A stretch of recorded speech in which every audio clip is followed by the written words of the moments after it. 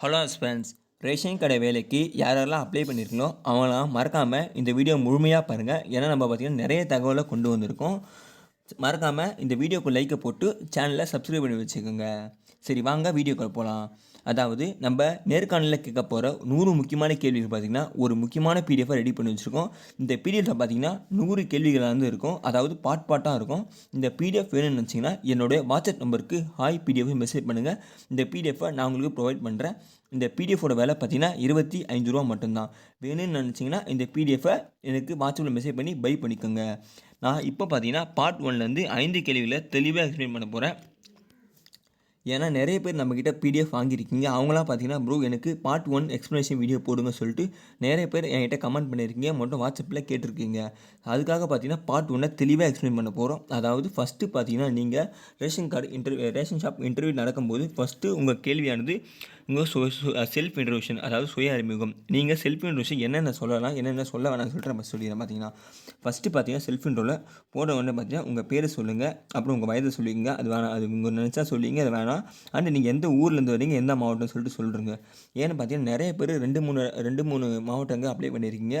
அதுவும் இல்லாமல் நிறைய பேர் சில பேர் என்ன பண்ணியிருக்கீங்க பார்த்தீங்கன்னா ஒரு வேறு மாவட்டம், அதாவது இப்போ எக்ஸாம்பிள் பார்த்தீங்கன்னா நீங்கள் கோயம்புத்தூர் மாவட்டமாக இருக்கீங்க, ஆனால் நீங்கள் சென்னைக்கு அப்ளை பண்ணியிருக்கீங்க. கேட்டால் எனக்கு தெரியாமல் பண்ணிட்டேன் ப்ரோ அப்படின்னு சொல்கிறீங்க. ஏன்னா வெப்சைட்லேயே நீங்கள் அப்ளை பண்ணும்போது பார்த்தீங்கன்னா முதல் சென்னை வெப்சைட் தான் காமிக்கும். நீங்கள் அப்ளை பண்ணுறதுல உங்களுக்கு நிறைய பேர் தப்பாக அப்ளை பண்ணியிருக்கீங்க. என்கிட்ட நேற்று மட்டும் பார்த்தீங்கன்னா கிட்டத்தட்ட ஒரு 20 பேர் ஃபோன் பண்ணி கேட்டிருக்கீங்க, ப்ரோ எனக்கு ஹால் டிக்கெட் வரல அப்படின்னு சொல்லிட்டு. நீங்கள் உங்களோட ஐடி பாஸ்வேர்டு எனக்கு சென்ட் பண்ணதுக்கு தான் தெரியுது நீங்கள் சென்னை மாவட்டத்துக்கு அப்ளை பண்ணிருக்கீங்க சொல்லிட்டு. ஆனால் நீங்கள் பார்த்தீங்கன்னா காஞ்சிபுரமாக இருக்கீங்க, திருவள்ளூராக இருக்கீங்க, திருவண்ணாமலையாக இருக்கீங்க, கோயம்புத்தூராக இருக்கீங்க. நீங்கள் தெரியாமல் பார்த்தீங்கன்னா சென்னை மாவட்டத்துக்கு அப்ளை பண்ணி வச்சுருக்கீங்க. நிறைய பேர் பார்த்தீங்கன்னா இந்தமாதிரி தப்பு பண்ணியிருக்கீங்க. நீங்கள் என்ன பண்ணுறது எனக்கு ஒன்றும் புரியல. நீங்கள் போய்ட்டு சென்னையில் தான் அட்டன் பண்ணுற மாதிரி இருக்கும். வேறு வழியே இல்லை எனக்கு தெரிஞ்ச வரைக்கும்.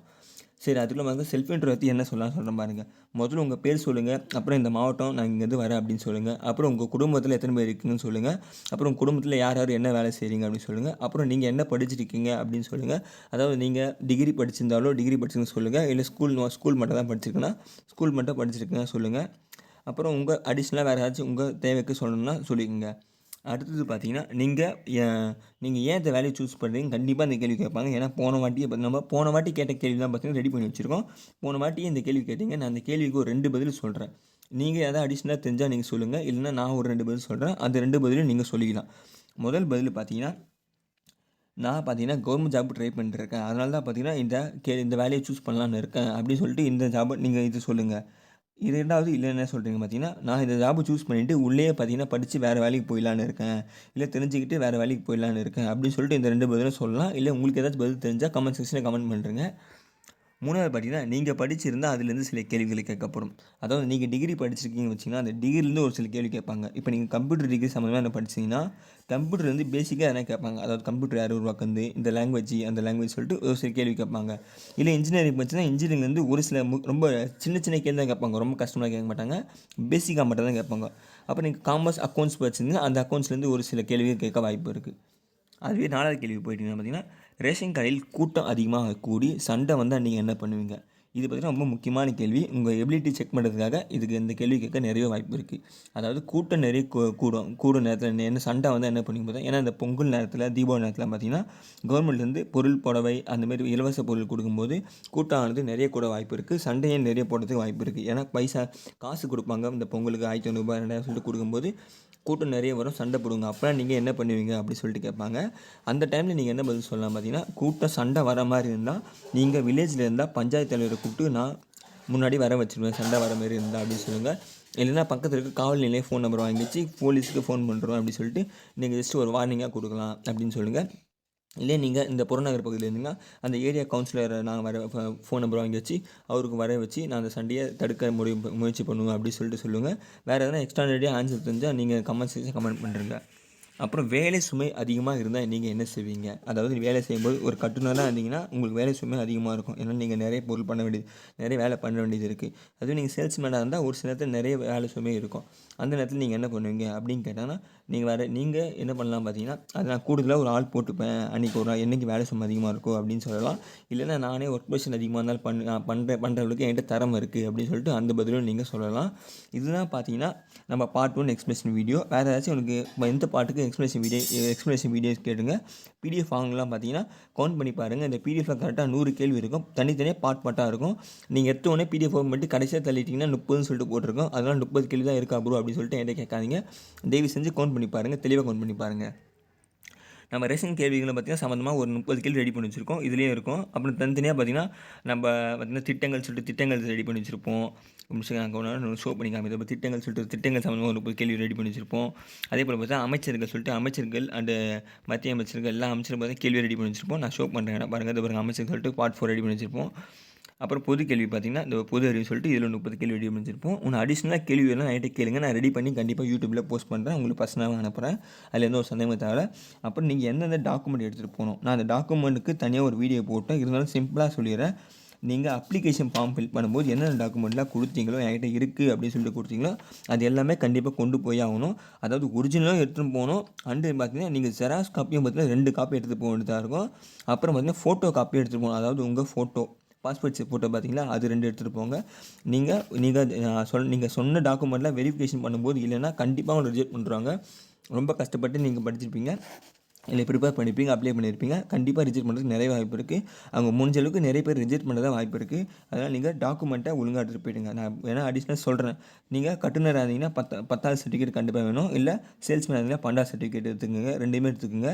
அப்புறம் பார்த்தீங்கன்னா பர்த் சர்டிஃபிகேட் எடுத்துக்கோங்க. அது ஃபஸ்ட்டு கிராஜுவேட், அது முதல் பட்டதாரி சர்டிஃபிகேட்டாக அதையும் எடுத்துக்கோங்க. அப்புறம் ஜாதி சான்றிதழ் கம்யூனிட்டி சர்டிஃபிகேட் அதையும் எடுத்துக்கோங்க.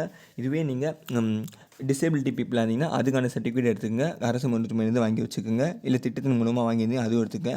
இதுவே நீங்கள் விடோவாக இருந்தீங்கன்னா அதுக்கான சர்டிஃபிகேட் எடுத்துக்கோங்க.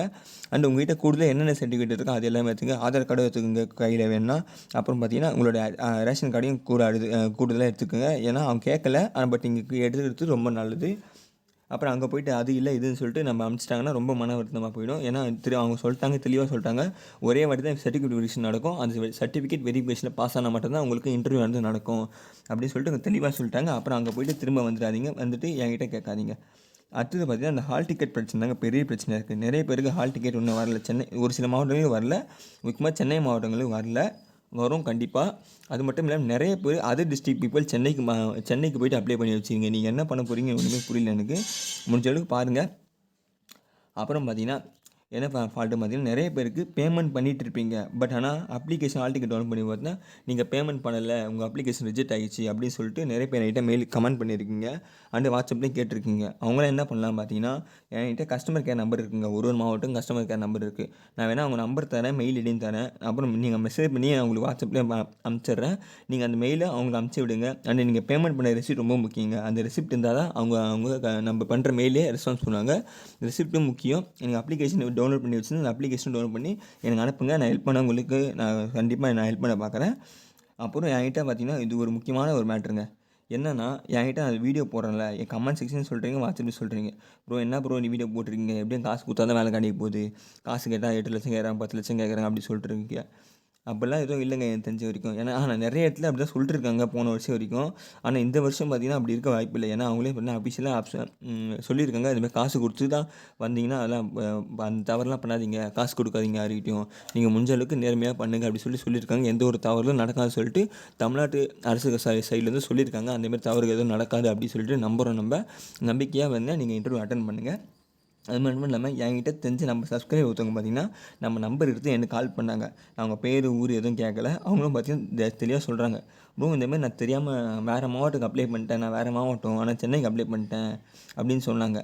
சரி ஓகேங்க, எதுங்க அதுக்கு பிரச்சனை அப்படின்னு கேட்டால், இல்லை ப்ரோ நான் வேறு இடத்துல பேசி வச்சுருந்தேன், பட் அதனால் எனக்கு மிஸ் ஆகிடுச்சு அப்படின்றாங்க. என்ன பேசி வச்சுங்க கொஞ்சம் தெளிவாக சொல்லுங்கள் சொன்னால் அவங்க எக்ஸ்பிளைன் பண்ணுறாங்க. இந்தமாரி ப்ரோ ஒரு சின்ன காசு மேட்ரு அப்படி இப்படின்னு சொல்கிறாங்க. எனக்கு ஒன்றுமே புரியல, ஏன்னாங்க இந்த மாதிரிலாம் பேசுங்க அப்படி சொல்லிட்டு பார்த்தா அவங்க சொல்கிறாங்க, எங்கள் ஏரியாவில் ஒருத்தவங்க நான் ரெடி பண்ணி வச்சுருந்தேன் காசு, ஒரு 5 லட்ச ரூபாய் கேட்டாங்க, வேலை வாங்கி தந்துடுறேன் அப்படின்னு சொன்னாங்க. எனக்கு ஷாக் ஆகிடுச்சு. என்ன அப்புறம் நீங்கள் இந்த வேலைக்கெலாம் 5 லட்சம் கொடுத்து போக வேண்டிய அவசியமே இல்லை அப்படின்னு சொல்கிறேன். ஏன்னா காசுக்கு வேஸ்ட் பண்ணாதீங்க தயவு செஞ்சு. நீங்கள் கடன் வாங்கி இவ்வளோ வாங்கி நீங்கள் காசு வேஸ்ட் பண்ணிடாதீங்க. தயவு செஞ்சு சொல்கிறேன். வேலைன்னு சொல்லிட்டு யாரை வேலை வாங்கி தர சொல்லிட்டு ஏமாற்றிட்டு போகிறாங்க. ஏன்னா போன வாட்டியே நான் போன வீடியோ சொல்லியிருப்பேன்.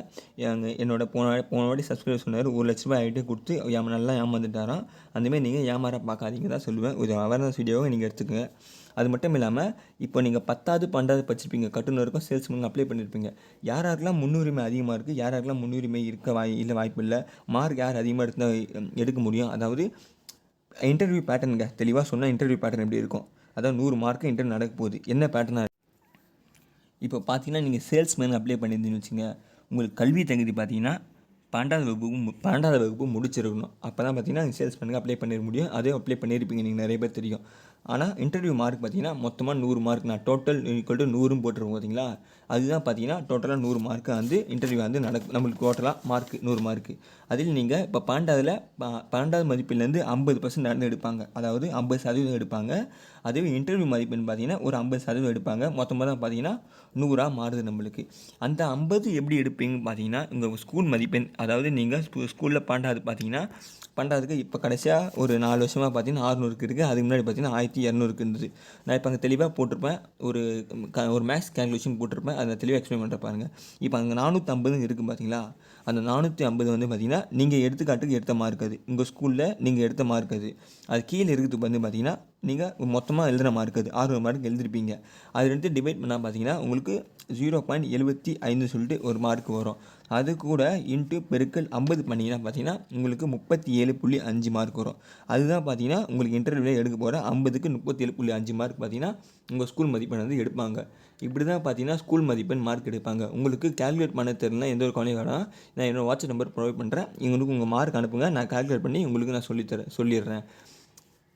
இப்படி தான் பார்த்தா கேள்வி எடுப்பாங்க. இதுவே நீங்கள் 1200 பார்த்தீங்கன்னா இப்போ சும்மா அந்த 450 இடத்துல நீங்கள் 800 மார்க் போட்டுருங்க. கீழே 1200 மார்க் போட்டுருங்க. இன்ட்டு 50 மார்க் பண்ணி என்ன வருதுன்னு சொல்லிட்டு நீங்கள் பார்த்துக்குங்க. அதே போல் தான் மார்க் பண்ண முடியும். அந்த இன்டர்வியூ மதிப்பெண் பார்த்தீங்கன்னா இப்போ இன்டர்வியூவில் 50 மார்க் நடக்குதுன்னா உங்கள்கிட்ட ஒரு 20 கேள்வி கேட்குறாங்கன்னு வச்சுங்க. அந்த 20 கேள்வி நீங்கள் நல்லா பேசுகிறீங்க. கிட்டத்தட்ட ஒரு 100% ஒரு 90% கேள்விக்கு பதில் சொல்லிட்டீங்க வச்சுக்க. உங்களுக்கு ஒரு 45 மார்க் ப்ரொவைட் பண்ணுவாங்க. நீங்கள் ஸ்கூலில் எடுத்த மார்க் பார்த்தீங்கன்னா 37.5 ரெண்டுத்தையும் சேர்த்து பார்த்தீங்கன்னா 82.5 மார்க் உங்களுக்கு 100க்கு ப்ரொவைட் பண்ணுவாங்க. ரிசல்ட் வந்தால் உங்களோட ரெஜிஸ்டர் நம்பர் அதில் இருந்தால் நீங்கள் பாஸு இல்லைன்னா ஃபெயிலு. அவ்வளோதான் பார்த்தீங்கன்னா இது சேல்ஸ்மேனுக்கு உடையது. நான் பார்த்தீங்கன்னா இப்போது கட்டுனருக்காண்டு ஷோ பண்ணுறேன் பாருங்கள். நம்ம தெளிவாக பார்த்தீங்கன்னா இப்போ கட்டுனருக்கு ஷோ பண்ணுறோம். கட்டுனருக்கு கல்வி தகுதி பார்த்திங்கன்னா 10ஆம் வகுப்பு. அது நல்லாவே தெரியும். கட்டுனர் அப்ளை பண்ண எல்லாருக்கும் தெரியும். அதுவே மார்க் பார்த்திங்கன்னா இவங்களுக்கும் சேம் அதே 100 மார்க் தான் பார்த்திங்கன்னா இருக்க போகுது. அதே பள்ளி மதிப்பெண் பார்த்திங்கன்னா 50 எடுப்பாங்க. இன்டர்வியூ மதிப்பெண் 50 எடுப்பாங்க. பள்ளி மதிப்பெண் எப்படி பிடிப்பாங்க பார்த்திங்கன்னா இப்போ நீங்கள் 500க்கு பார்த்தீங்கன்னா ஏன்னா 10வது 500 மார்க் தான் நல்லாவே தெரியும். 500க்கு 450 எடுத்திங்கன்னா டிவைட் பை 500 போட்டிங்கன்னா அதுக்கு பார்த்தீங்கன்னா 0.9 வரும். இன்ட்டு ஒரு 50 பண்ணிங்கன்னா 45% மார்க் வந்துடும். 50க்கு 45 சொல்லிட்டு வந்துடும். இந்த மாதிரி தான் பார்த்தீங்கன்னா அவங்களும் கணக்கு பண்ணுவாங்க. உங்களுக்கு கணக்கு பண்ண தெரியலனா என்னோடய வாட்ஸ்அப் நம்பருக்கு உங்களை மார்க் அனுப்பிச்சி விடுங்க. நான் கணக்கு பண்ணி சொல்கிறேன் உங்களுக்கு எவ்வளோ வருதுன்னு சொல்லிட்டு. அதே போல் இன்டர்வியூவில் நீங்கள் எவ்வளோ மார்க் எடுக்கிறீங்க பொறுத்து இப்போ நீங்கள் இன்டர்வியூவில் நான் சொன்ன மாதிரி 90% எடுத்திங்கன்னா 45 மார்க் தருவாங்க. 45 + 45 பார்த்தீங்கன்னா 90 மார்க். 100க்கு 90 மார்க். இந்த 90 மதிப்பெண் சொல்லிட்டு ரிசல்ட் பண்ணுவோம். ரிசல்ட் மார்க் சொல்ல மாட்டாங்க. ஜஸ்ட் நீங்கள் பாஸ் ஆகலைன்னு சொல்லிட்டு உங்களோட ரெஜிஸ்டர் நம்பர் மட்டும் தான் வரும். ரிசல்ட்டை வரத்துக்கு கிட்டத்தட்ட ஒரு 2 மாதம் காலம் ஆகிறதுக்கு வாய்ப்பு இருக்குதுன்னு நினைக்கிறேன். இல்லைன்னா அதுக்கு முன்னாடியே வரதுக்கு நிறைய வாய்ப்பு இருக்குது. போன மாதம் பார்த்தீங்கன்னா ரிசல்ட் 5 மாதம் கழிச்சு தான் பார்த்தீங்கன்னா அனைவருக்கும் போஸ்டிங் கொடுத்தாங்க. இந்த வாட்டி சீக்கிரமாக நடத்துக்கு வாய்ப்பு இருக்குன்னு நம்புகிறோம். ஏன்னா வருஷம் இறுதி பார்த்தீங்கன்னா வந்துடுச்சு. உங்களுக்கு நிறைய இந்தமாரி வீடியோ வேணும்னா நம்ம சேனலை சப்ஸ்கிரைப் பண்ணி வச்சுங்க. நான் பார்த்தீங்கன்னா இன்னும் இன்டர்வியூக்கு இன்னும் 3 நாள் தான் நிறைய பேருக்கு இருக்குன்னு சொல்லியிருக்கீங்க. நான் முடிஞ்சளவுக்கு ஜென்ரல் நாலேஜ் கொஷினும் போடுறேன், ஜென்ரல் தமிழ் கொஷினும் போடுறேன். நம்ம வீடியோவில் எல்லாத்தையும் கண்டினியூவாக போட்டு தான் இருப்போம். சப்ஸ்கிரைப் பண்ணி வெயிட் பண்ணுங்கள். தேங்க்யூ.